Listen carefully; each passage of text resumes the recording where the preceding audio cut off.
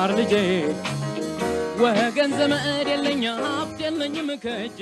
ተማሪዎች እንደምን ሰነበታችሁ? ይህ ከዋሸራ አካዳሚ የሚተላለፍ የ11ኛ ክፍል የስነ ህይወት ትምህርት ፕሮግራም ስርጭት ነው። ባለፈው ፕሮግራማችን ዩኒት 6 ፖፑሌሽን ኤንድ ናቹራል ሪሶርስን በተመለከተ ሌሰን 17 አይተናል። ሌሰን 16 እና ሌሰን 17 ነበር ያየነው። በዛ ላይ ያየነው የመጨረሻውን የዩኒቱን ሪቪው ኩዌሽኖች መስራት ነው የጀመርነው። በዛሬው ዕለትም ከዛው ቀጣይ የሆነውን ፓርት 3 ነው የምናየው። ባለፈው ፓርት 1 እና ፓርት 2 አይተናል። ዛሬ ፓርት 3 እናያለን። እንግዲህ ወደዛ ከመሄዳችን በፊት ሁልጊዜ አደራ የምንላችሁ ይህ ትምህርት ለሌሎች ተማሪዎች ተደራሽ ይሆን ዘንድ ሼር፣ ሰብስክራይብ እና ላይክ ማድረግ አትርሱ። እንዲህ በዛሬው ሌሰን የምናየው ሌሰን 18 ዩኒት 6 ሪቪው ኩዌሽን ፓርት 3 ይሆናል። እንዲህ ዛሬው ሪቪው ኩዌሽን ሾርት አንሰር ኩዌሽንስ ነው። ሾርት አንሰር ምናያለን። ዳይሬክሽን ራይት ሾርት አንሰር ፎር ዚ ፎሎዊንግ ኩዌሽንስ ይላል። ለተሰጧችሁ ጥያቄዎችን አነበባችሁና በአግባቡ ከተረዳችሁ በኋላ ለእያንዳንዱ ጥያቄ ትክክለኛ ነው የምትሉትን ትክክለኛ ምላሽ አጠር ባለ መልኩ ትጽፋላችሁ ማለት ነው። ይህንን እንግዲህ እዚህ የተሰጠው ምላሽ ብቻ ነው ማለት አይደለም። በተለያየ መልክ ምላሻችሁ ማስቀመጥ ትችላላችሁ። ግን ጭብጡ አንድ እስከሆነ ድረስ የፍሬዞች የስቴትመንቱ አቀማመጥ ጭብጡን እስካለወጠ ድረስ ምላሹ በተለያየ መልክ ሊመለስ ይችላል ማለት ነው። እዚህ ጋር የመጀመሪያው ጥያቄ what is the greenhouse effect? How it causes global warming? What is its effect on living things? እንግዲህ ሶስት ነገር ነው እዚህ ጥያቄ ላይ የተጠየቃችሁት። አንደኛው what is greenhouse effect? የግሪንሃውስ ኢፌክት ምንድነው ነው። ሁለተኛው how it causes global warming? እንዴት ነው የምድራችን ሙቀት እንዲጨምር የሚያደርገው ነው። ሶስተኛው ደግሞ what is effect on living things? እንግዲህ የዚህ የግሎባል ዋርሚንግ ደግሞ ኢፌክቱ ምንድነው ነው። እንግዲህ እነኚህን ሶስቱንም መመለስ ይጠበቅባችኋል ማለት ነው። የመጀመሪያው what is the greenhouse effect? የግሪንሃውስ ኢፌክት ምንድነው ነው። ግሪንሃውስ have a far ranging environmental and health effect. It causes global warming. እንግዲህ ቀጥታ የግሪንሃውስ ኢፌክት የተለያየ ሰፋ ባለ መልኩ መተንተን ቢቻልም በአጭሩ ለማስቀመጥ ያህል የግሪንሃውስ ኢፌክት የምድራችንን ፕላኔታችንን ሙቀት መጨመር ነው። እንግዲህ ኢንቫይሮንመንትን፣ አኒማሎችን፣ የህይወትን ጤና የማወክ ወይንም ላይ ችግር የመፍጠር ክስተቶች እንዲፈጠሩ ቢያደርግም በዋነኛነት ምድራችን እንድትሞቅ ማድረግ ነው የግሪንሃውስ ኢፌክት።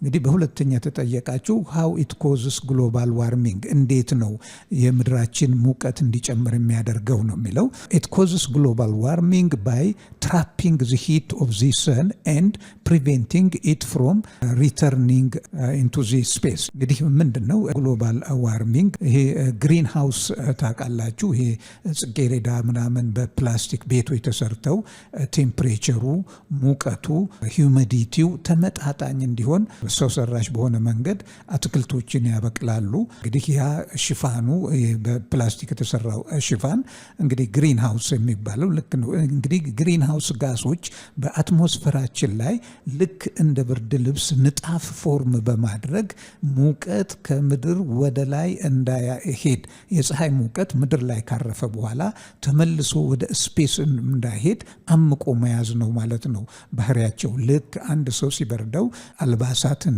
ደራርቦ በመልበስ ሙቀት ይሰማዋል። ሙቀት አልባሳቶቹ ሙቀት ስለአመነጩ ሳይሆን ከሰውነት የሚወጣውን ሙቀት አፍነው በመያዛቸው ነው። ግሪን ሃውስም በዛ መልኩ ነው የፀሐይ የመጣው ሙቀት ተመልሶ ወደ ላይ እንዳይሄድ አፍኖ በመያዝ ሙቀት እንዲፈጠር የሚያደርገው ማለት ነው። እዚህ ጋር የተሰጠውን እንደገና ደምላችኋለሁ። it causes global warming by trapping the heat of the sun and preventing it from returning into the space. እንደዛ በማድረግ ነው እንግዲህ ሙቀት እንዲጨምር የሚያደርገው። ከዛ እንግዲህ ሶስተኛ ደረጃ የተጠየቃችሁት ደግሞ what is its effect on living things?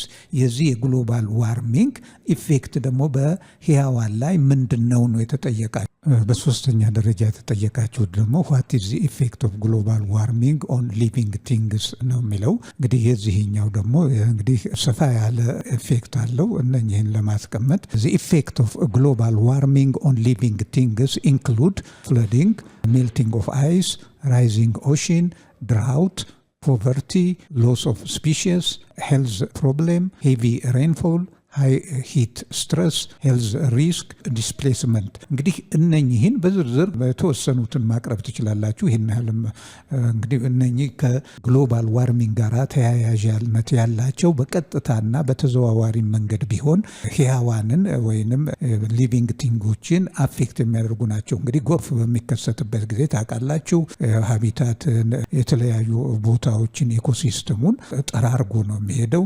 የበረዶ መሟሟት በቀዝቃዛ ቦታ ላይ የሚኖሩ ስፒሺሶችን አፌክት ያደርጋል።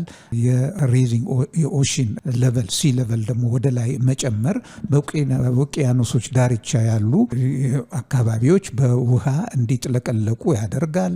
ድርቅ እንዲከሰት ያደርጋል። ድርቅ ሲከሰት ደግሞ እንደምታውቁት የምግብ ፉድ ሪሶርስ ፕሮዲውሰርስ አይኖሩም። ፕሮዲውሰርስ ይመናመናሉ። የነሱ ደግሞ መመናመን ኮንሱመሮችንም በቀጥታ ይሁን በተዘዋዋሪ መንገድ አፌክት ያደርጋል። ይሄ እንግዲህ ፖቨርቲ ድርቅና ድህነት ተያያዥነት ያላቸው ነገሮች ናቸው። ሎስ ኦፍ ስፒሺስ ሄልዝ ፕሮብሌም እንግዲህ የስፒሺሶችን ያሳጣናል። የተለያዩ ብዝሃ ህይወትን ይቀንሳል ማለት ነው። እንደገና የጤና በፕላንቶችም ላይ በአኒማሎችም ላይ የጤና መታወክ እንዲከሰት ያደርጋል። ከባድ ዝናብ እንግዲህ ከባድ ዝናብ ልብ አድርጉ፣ የተራራዎች የመሬት መደርመስ እንደዚሁም የጎርፍ የመሳሰሉትን ክስተቶች እንዲከሰቱ ያደርጋል። ሃይ ሂት ከተሞችም እንዲጥለቀለቁ ያደርጋል። ይህ እንግዲህ የራሱ የሆነ በተለያየ መልኩ የሚያስከትለው ጉዳት አለ። ሌላው ሙቀት ከ40 ዲግሪ ሴንቲግሬድ በላይ እየጨመረ በሚሄድበት ጊዜ ህያዋን ነገር ለመቋቋም የማይችሉበት ሁኔታ ውስጥ ይከታቸዋል። ይህም የጤና መታወክ ሪስክ ውስጥ እንድንገባ ያደርጋል። እንዲህ ድርቅ ጎርፍ በሚከሰትበት ጊዜ ደግሞ በዛ አካባቢ ያሉ እንስሳቶች ወይም ሰውም ጭምር ለስደት ይዳረጋል ማለት ነው። እንግዲህ ዋናዎቹ የግሎባል ዋርሚንግ ኢፌክቶች እነኚህ ናቸው። ሌሎችም መዘርዘር ትችላላችሁ። እንግዲህ ቀጥተኛ ኢፌክቱ ነው እዚህ ጋር የተቀመጠው። ሁለተኛው ጥያቄ ምንድን ነው የሚለው what is the difference between logistic and exponential population growth?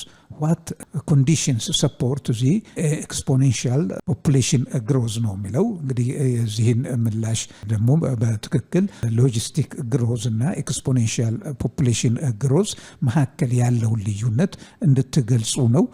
ከዛም በተጨማሪ ኤክስፖኔንሻል ግሮዝን ሰፖርት የሚያደርገው ምንድን ነው የተጠየቃችሁት። ለዚህ ምላሽ በአጭሩ ማስቀመጥ ትችላላችሁ። Exponential population growth describes populations increase in number without any limits to their growth, while logistic growth model describes populations increase in number in the presence of limits due to an increase in number. እንግዲህ እዚህ ጋር የሁለቱን ልዩነት በተነበበው መሰረት በቀላሉ እንትን ማለት ትችላላችሁ። ይሄ ኤክስፖኔንሻል ፖፑሌሽን ግሮዝ ምንድነው የሚገልጸው? የፖፑሌሽን እድገት ምንም የሚቆጣጠረው እንትን ሳይኖር ግሮዙ በቀጣይ በሆነ ቁጥሩ እየጨመረ ይሄዳል። ምንም እንደ ሊሚት የሚያደርገው ፋክተር የለም። በሌለበት ሁኔታ እድገቱ ኖርማል በሆነ መልኩ ቁጥሩ እየጨመረ በተከታታይ እና ወጥነት ባለው መልኩ ቀጣይ ነው የሚለው።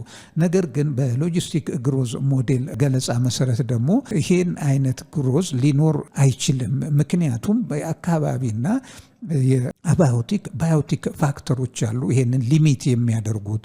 ሪሶርስም ቢሆን ውሱን ነው። ከውሱንነቱ በተጨማሪ በተለያዩ ምክንያቶች የሪሶርስ አቅርቦት በፖፑሌሽን እድገት ላይ ወሳኝነት ያለው ሊቀንስ ይችላል። ያኔ በሚቀንስበት ጊዜ ደግሞ የዛ እጥረት ለእድገቱ መቀነስ መንስኤ ሊሆን ይችላል እና በዚህ ቁጥጥር ስር ነው የፖፑሌሽን እድገት። ፖፑሌሽኑ በጣም ሲበዛ ሪሶርስ መጠን ይቀንሳል። የሪሶርስ መጠን ሲቀንስ ደግሞ የግድም ይሁን የውድ ፖፑሌሽን እድገቱ ላይ ማዕቀብ ያደርጋል ነው። እንግዲህ ይሄ ነው በሁለቱ መካከል ያለው። ኤክስፖኔንሻል ፖፑሌሽን ግሮዝ ሾውስ ዚ ግሮዝ ኦፍ ፖፑሌሽን ኢን አይዲያል ኢንቫይሮንመንት ዊዝ አንሊሚትድ ሪሶርስ ቱ ዩዝ። እንግዲህ ኤክስፖኔንሻል ፖፑሌሽን ግሮዝ ሞዴል ገለጻ መሰረት ፖፑሌሽን ምንም ሊሚት የሚያደርገው ፋክተር ሳይኖር በቀጥታ ቁጥሩ እየጨመረ እያደገ ይሄዳል። ኢንቫይሮንመንታል ፋክተር ሪሶርሶች እንግዲህ ይሄ እንደ ልብ በሚገኝበት ሁኔታና ምንም የእንቅፋት የመሆን ለእድገቱ እንቅፋት የሚሆን ፋክተር በሌለበት ሁኔታ የሚያድግ ነው። ግን ነገር ግን ይሄ ብዙውን ጊዜ እውነታው ይሄ አይደለም፣ ግን በዚህ መልኩ የተቀመጠ ነው ማለት ነው። ኤክስፖኔንሻል ፖፑሌሽን ግሮዝ የሪሶርስ እጥረት በሌለበት ሪሶርስ እንደ ልብ በሚገኝበት የፖፑሌሽን ግሮዝም ግሮዝ ሬቱን ጠብቆ ያድጋል የሚለው ግን በተፈጥሮ ሪሶርሶች እንደዛ የሚገኙ አይደሉም። ይሄ እጥረት አለበት፣ ግን ያንን ነው የሚያስቀምጠው እንደ ድጋፍ። ሶስተኛው ጥያቄ ጋር በምንመጣበት ጊዜ ደግሞ ሶስተኛው ጥያቄ ምንድን ነው? one of the cause of biodiversity loss is invasive species. Mention invasive species in Ethiopia and describe how they cause loss of biodiversity. እንግዲህ ምንድነው የተጠየቃችሁት እዚህ ሶስተኛው ጥያቄ ላይ ባዮዳይቨርሲቲ እንዲቀንስ ከሚያደርጉ ፋክተሮች ውስጥ አንዱ የኢንቫሲቭ ስፒሺስ ነው። ይሄ መጤ እጽዋቶች ናቸው ነው። አገር በቀል ያልሆኑ መጤ እጽዋቶች ናቸው ነው የሚለው እና እነኚህ መጤ እጽዋቶች በምን መልኩ ለባዮዳይቨርሲቲ እጥረት ምክንያት እንደሚሆኑ ግለጽ። መጀመሪያ በአገራችን ኢንቫሲቭ የሆኑ ፕላንቶችን ግለጹና እነኚህ ደግሞ በምን መልኩ የባዮዳይቨርሲቲ ሎስ እንዳስከትሉ ግለጹ ነው የተባላችሁት። እንግዲህ የተለያዩ መጤ እጽዋቶች አሉ በአገራችን በተለያየ መልኩ ወደ አገራችን የገቡ እነኛን መጠቃቀስ ትችላላችሁ። ግን በግልጽ የሚታወቁ መጤ እጽዋቶች አሉ። ለምሳሌ እምቦጭን መጥቀስ ትችላላችሁ። እምቦጭ በዚህ በባህር ዳር ጣና ሐይቅ ውስጥ የተስፋፋ የእጽዋት አይነት ነው። ሌላውና በሁሉም ክልላችን የሚገኘው ዩካሊፕተስ ትሪ ነው። ዩካሊፕተስ ትሪ እንደምታውቁት ከአውስትራሊያ የመጣ ዛፍ ነው። ይሄ ዛፍ እንግዲህ እሱም መጤ ዛፍ ነው። እንግዲህ እነኚህ ያሉ መጤ ዛፎች እንዴት ባዮዳይቨርሲቲን አፌክት እንዳደረጉ በሀገራችን እንድትገልጹን የተጠየቃችሁት እና እዚህ ጋር እንግዲህ አንዱን ወስደን መግለጽ እንችላለን። እናንተ የተለያዩ የምታውቋቸውን በአካባቢያችሁ ያሉ መጤ የእጽዋት አይነቶችን አኒማሎችንም ካሉ መግለጽ ትችላላችሁ። በዛ ይህንን ጥያቄ መመለስ ትችላላችሁ። ኢንቫሲቭ ስፒሺስ ኢዝ ኒው ኦር non-native species to the country። እንግዲህ ኢንቫሲቭ ስፒሺስ የምንለው አዲስና አገር በቀል ያልሆነ እጽዋት ነው ማለት ነው። ለአንድ አገር መጤ የሆነ የእጽዋት አይነት አዲስ ወይም መጤ የሆነ የእጽዋት አይነት ነው። well known invasive plant species in Ethiopia is eucalyptus tree that significantly disrupts the ecosystem. Eucalyptus tree colonize large areas and outcompete native species for food and habitat, which triggered population decline in the native species. እንግዲህ እዚህ ጋር አንዱ ምሳሌ ነው የወሰድነው። ዩካሊፕተስ ትሪ ባህር ዛፍን ነው። ባህር ዛፍ እንደምታውቁት ከአውስትራሊያ በአጼ ምኒልክ የመጣ ዘመን የመጣ የዛፍ አይነት ነው። ይሄ ዛፍ ብዙ ጠቀሜታዎች ቢሰጠንም በመባዛት እና በመስፋፋት ምድርን አፈርን በሚበቅልበት አፈር አካባቢ የከርሰ ምድር ውሃን በመምጠጥ እንደዚሁም አፈሩን ወደ አሲድነት በመለወጥ ሌሎችን እጽዋት ባህር ዛፍ የሚበቅልበት አካባቢ ባህር ዛፍ በብዛት የሚገኝበት በጣልቃ ገብነት ሌሎች አገር በቀል ዛፎችም እንዳይበቅሉ ዶሚኔት በማድረግ የአገር በቀል ስፒሺሶች እንዲጠፉ አድርጓል በብዛት እና ይሄንን መግለጽ ትችላላችሁ። ይሄ ብቻ አይደለም። እምቦጭም በምትወስዱበት ጊዜ ጣና ሐይቅ ላይ እንትን በውሃውን በማልበስ አሳዎች የሌሎችም የውሃ ውስጥ እንስሳትን ቁጥር እንዲመናመን አድርጓል። እንግዲህ በዚህ መልኩ ይሄንን ጥያቄ መመለስ ትችላላችሁ። እናንተ የተለያዩ የነን ኔቲቭ የሆኑ መጤ እጽዋቶች አሉ። እነኛን በመጥቀስ የራሳችሁን ምላሽ መስጠት ትችላላችሁ ማለት ነው። እሺ አራተኛው ጥያቄ ደግሞ how does the age sex structure of a population influence population growth የሚለው እንግዲህ እዚህ ጋር ተጠየቃችሁት እድሜና ጾታ እንዴት ነው የፖፑሌሽን እድገት ላይ ወሳኝነት ያለው ነው። ይሄን እንግዲህ በተለያየ መልኩ መግለጽ ትችላላችሁ። እነኚህ ጾታና እድሜ በህዝብ ቁጥር እድገት ወይም መጨመር ላይ ትልቅ አስተዋጽኦ አላቸው። ይሄንን በምን መልኩ እንደሆነ ግለጹ ነው። the age sex structure is an important factor that influence population growth. This is because younger people are more likely to reproduce, whereas old people have high rate of dying. እንግዲህ ይሄ የተፈጥሮ ሂደት ነው፣ የተፈጥሮ ክስተት ነው። በተፈጥሮ ክስተት ውስጥ ወጣቶች እና በወጣትነት እድሜ ላይ ያሉ ሴቶችና ወንዶች የመራባት ወይንም የመዋለድ ፕሮዳክቲቭ አቅማቸው በእድሜ ከገፉት ወይንም ህፃናትም ከፍ ያለ ነው። ያ ከፍ በማለቱ የተነሳ ለፖፑሌሽን እድገት አስተዋጽኦ ዋነኛውን አስተዋጽኦ ያሉት በዚህ በጎልማሳ እድሜ ውስጥ ያሉት ናቸው። እድሜያቸው ለአቅመ አዳም ያልደረሱ ወይንም ያረጁ ሰዎች ያንን ለማድረግ አይችሉም። ቢችሉም ውስን ነው የሚሆነው። በዋነኛነት ይህንን የህዝብ ቁጥር እንዲጨምር ድርሻ ያላቸው ወጣቶች እና ጎልማሳ እድሜ ያሉ ሰዎች ናቸው ማለት ነው። በዚህ መልኩ በምናይበት ጊዜ እድሜና ጾታ በህዝብ ቁጥር እድገት ላይ ወሳኝ ሚና ይጫወታል ማለት ነው። ዋነኛው የህዝብ ቁጥር እድገት መሰረቱ መካከለኛ እድሜ ለአቅመ አዳም በደረሱትና ባላረጁት ወይንም ለአቅመ አዳም ባልደረሱት መካከል የሚገኘው ትውልድ ነው።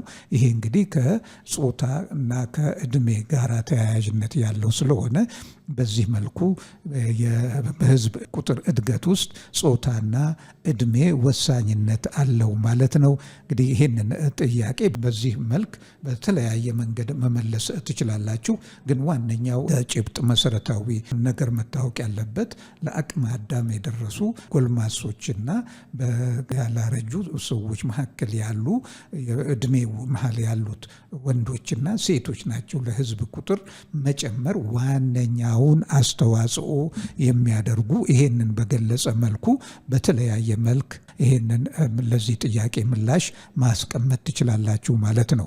እንግዲህ ተከታታዮቻችን የዛሬውን የጥያቄና መልስ በዚህ እናጠቃልላለን። እንግዲህ በዚህ ማጠቃለያችን ደግሞ ሁልጊዜ እንደምንላችሁ በትምህርት አሰጣጡ ላይ ሊታከል ይገባል የምትሉትን የማሻሻያ ሀሳብ ከመስጠት ወደኋላ እንዳትሉ አደራ ጭምር እንጠይቃለን። በተረፈ በሚቀጥለው ሌሰን እስከምንገናኝ ደህና ሁኑ፣ ደህና ሰንብቱ ተከታታዮቻችን እንዲሁም ተማሪዎች።